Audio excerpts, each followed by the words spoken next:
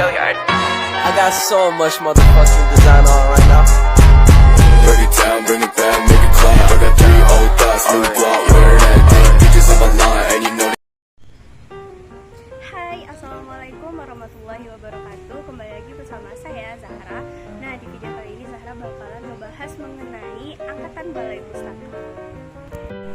Angkatan Balai Pustaka merujuk pada kelompok penulis dan sastrawan Indonesia yang tergabung dalam penerbit Balai Pustaka pada awal abad ke-20.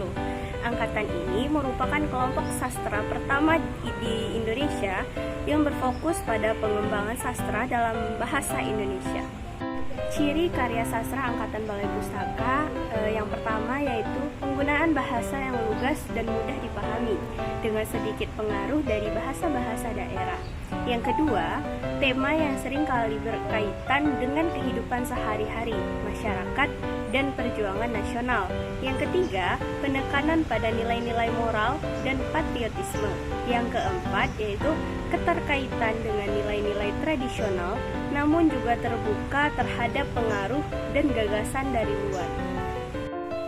Novel Siti Nurbaya adalah sebuah karya sastra klasik Indonesia yang ditulis oleh Marah Rusli. Novel ini diterbitkan pada tahun 1922 dan merupakan salah satu karya sastra yang sangat berpengaruh dalam perkembangan sastra Indonesia. Siti Nurbaya mengisahkan tentang percintaan tragis antara Siti Nurbaya dan Samsul Bahri yang terhalang oleh adat dan kepentingan keluarga. Cerita ini menggambarkan penderitaan Siti Nurbaya sebagai seorang istri yang tidak bahagia dan perjuangan Samsul Bahri untuk melawan perjodohan yang dipaksakan. Melalui narasi yang kuat, novel ini memberikan gambaran tentang sosial dan budaya pada masa itu, serta menyoroti permasalahan seperti pernikahan paksa dan ketidakadilan sosial. Siti Nurbaya menjadi salah satu karya sastra Indonesia yang penting dalam menyoroti perjuangan perempuan dan masalah sosial pada zamannya.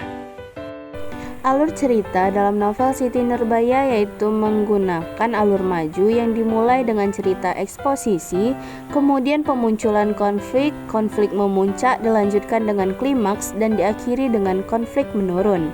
Yang pertama ialah eksposisi. Siti Nurbaya dan Samsul Bahri yang akan berpisah karena Samsul Bahri akan menuntut ilmu ke Jakarta.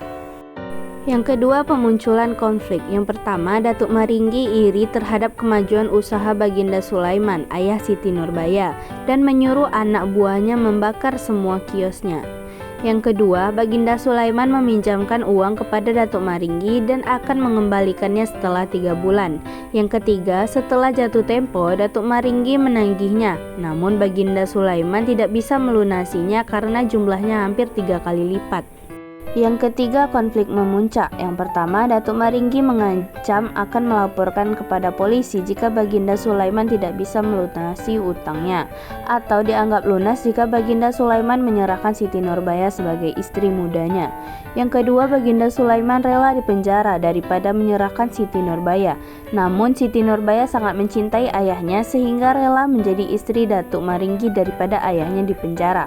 Yang ketiga, Samsul Bahri merasa sedih mengetahui Siti Nurbaya menikah dengan Datuk Maringgi. Yang keempat, ketika Samsul Bahri bersama Siti Nurbaya, Datuk Maringgi marah lalu menyiksa Siti Nurbaya. Melihat itu, Samsul Bahri memukul Datuk Maringgi sehingga terjatuh.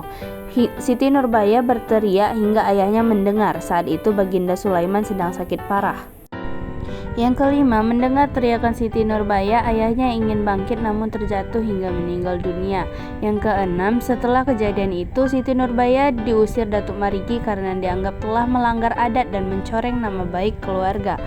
Yang ketujuh, setelah beberapa saat Siti Nurbaya menyusul Samsul Bahri ke Jakarta. Dalam perjalanan ia didorong seseorang hingga terjebur di laut. Namun dia ditolong seseorang hingga selamat. Yang ke-8, sesampai di Jakarta, Siti Nurbaya ditangkap polisi karena dituduh membawa lari kekayaan Datuk Maringgi. Yang ke-9, Samsul Bahri berusaha untuk meminta Siti Nurbaya diadili di Jakarta, tetapi ditolak oleh kepolisian. Yang ke-10, dalam persidangan Siti Nurbaya dinyatakan bebas. Selanjutnya, klimaks. Yang pertama, Datuk Maringgi menyuruh anak buahnya untuk meracuni Siti Nurbaya. Usahanya itu berhasil, Siti Nurbaya meninggal. Yang kedua, mendengar kematian Siti Nurbaya, Samsul Bahri berusaha bunuh diri, namun diketahui oleh teman-temannya hingga selamat. Yang ketiga, Ibunda Siti Nurbaya jatuh sakit mendengar kematian Siti Nurbaya. Tak lama kemudian, ibunya pun meninggal. Selanjutnya yang kelima, konflik menurun. Yang pertama, beberapa waktu kemudian Samsul Bahri yang saat itu berpangkat letnan dengan gelar Letnan Mas ditugaskan oleh pemerintah kompeni untuk menumpas pengacau di daerah Padang. Yang kedua, ternyata salah satu kelompok pengacau didalangi Datuk Maringgi. Ketika terjadi pertempuran, Datuk Maringgi berhasil menebaskan pedangnya pada tubuh Letnan Mas, namun hanya luka-luka. Letnan Mas pun berhasil menembakkan pelurunya pada tubuh Datuk Maringgi hingga meninggal. Yang ketiga, Samsul Bahri dirawat di Rumah Sakit Padang. Selanjutnya yang keenam, penyelesaian. Yang pertama, ketika dirawat di rumah sakit, Samsul Bahri meminta maaf kepada ayahnya karena perbuatannya telah mencoreng muka dan melanggar adat, yaitu berkasih-kasihan dengan istri orang. Ayahnya pun memaafkan.